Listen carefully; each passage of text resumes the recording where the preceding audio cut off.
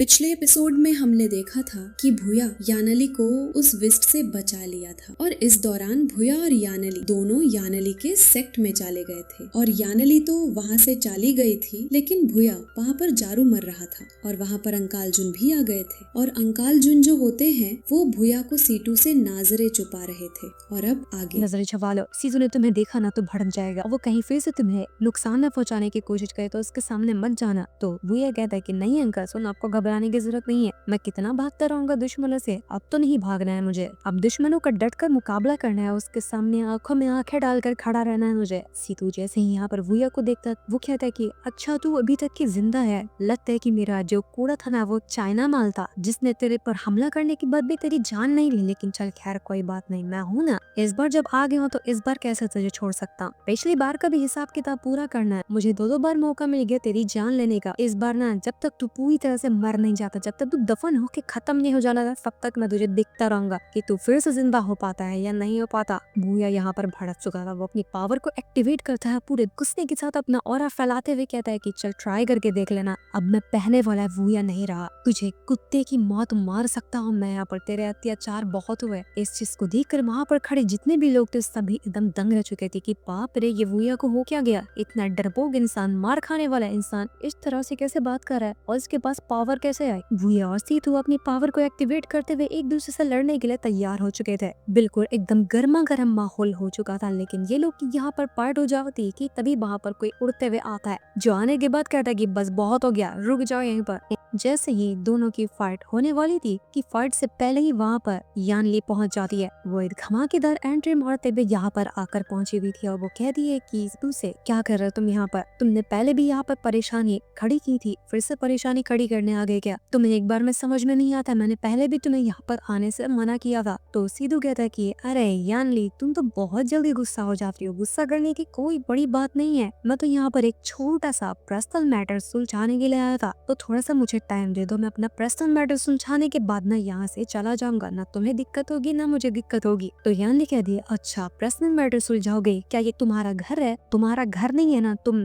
इस जगह पर अपनी मनमानी नहीं कर सकते, इसलिए चले जाओ यहाँ से, इससे पहले कि मुझे गुस्सा आ जाए। क्योंकि असल में ये जो सीतू जिस सेक्ट का मेंबर था उसी सेक्ट का जो एक बहुत ही ज्यादा पावरफुल एल्डर है उसकी बेटी है यानली, इस वजह से यानली की बात सभी को माननी पड़ती है। सीतू ठहरा एक नंबर का घटिया इंसान, तो वो यानली से भी कहने लगती कि देखो तुम अपनी जुबान संभाल के बात करो, तुम्हारी पोजीशन बड़ी है, इसका मतलब ये नहीं कि तुम जो समझ में है वो करोगे, तुम्हें पता ही होगा कि मेरे भाई कितने ज्यादा पावरफुल लोग हैं, मेरा तो बड़ा भाई जो था उसने अपनी 13 साल की उम्र में ही कल्टीवेशन के कितने पड़ाव को हासिल कर लिया था। सेक्ट के एडर तो ये भी कहते हैं कि पूरे सेक्ट की जिम्मेदारी आगे चलकर मेरा भाई ही उठाएगा, वो इतना ज्यादा पावरफुल है, तो तुम ऐसे बंदे से पंगा लेकर ना, वो भी इस मामूली भूया की वजह से, तो तुम्हें भारी पड़ेगा, इसलिए बेहतर यही होगा कि मेरा रास्ता खाली करो और मुझे जो भूया से अपना मैटर सुलझाना है मैं उसको सुलझाने जा रहा हूँ। ये सुनकर यानली को गुस्सा आ जाता है, वो उल्टे ही हाथ का घसीटी थप्पड़ क्या मारती है कि सीतू दूर जाकर फेंका चुका था, उसकी हालत खराब हो जाती है। यानली कहती है कि पहले ही कह रही थी कि चले जाना चाहिए था, बेइज्जती करवाने का तुम्हें तो शौक चढ़ा हुआ है ना, तभी तुमने अपनी बेइज्जती करवाई है, बेइज्जती करवाने के बाद अब तुम यहाँ से जाओगे। वो जो सीतू के साथ लड़की रहती वो अपनी पावर को एक्टिवेट करने लग गई, तो धन उससे कह दी कि ज्यादा अकड़ दिखाना, फूक मारूंगी तो उड़ जाएगी, तो इसलिए सीतू को उठाओ, दफा हो जाए यहाँ से, इससे पहले कि मैं तुम दोनों को जान से मार दूं। ये सुनकर सीतू अब वो लड़की दोनों एकदम ज्यादा घबरा चुके थे, तो वो दोनों यहाँ पर अपनी जान बचाते हुए वहाँ से चले जाते हैं। अंकल सुन जो थे वो यहाँ पर यानली से कह दे कि आपका बहुत बहुत शुक्रिया जो आपने यहाँ पर वुया की जान बचा लिया, अगर आप नहीं आई होती तो यहाँ पर कितना बड़ा मैटर हो जाता। यानली जो थी वो यहाँ पर वुया से कहते हुए जाती कि देखो कल रात जो भी हुआ था इसके बारे में तुम किसी को मत बताना, मैं नहीं चाहती कि सेट के अंदर अलग अलग तरह की चर्चे फैल जाए कि हम दोनों के बीच कुछ हुआ है, इसलिए इस बात को दबा के रखोगी तो उसी में भलाई है, जिस पर वुया भी मान चुका था। इसके बाद जितने भी लोग यहाँ कॉम्पिटिशन में पार्टिसिपेट करने वाले हैं सभी को बुला लिया जाता है, क्योंकि कॉम्पिटिशन का जितने भी ट्रायल थे वो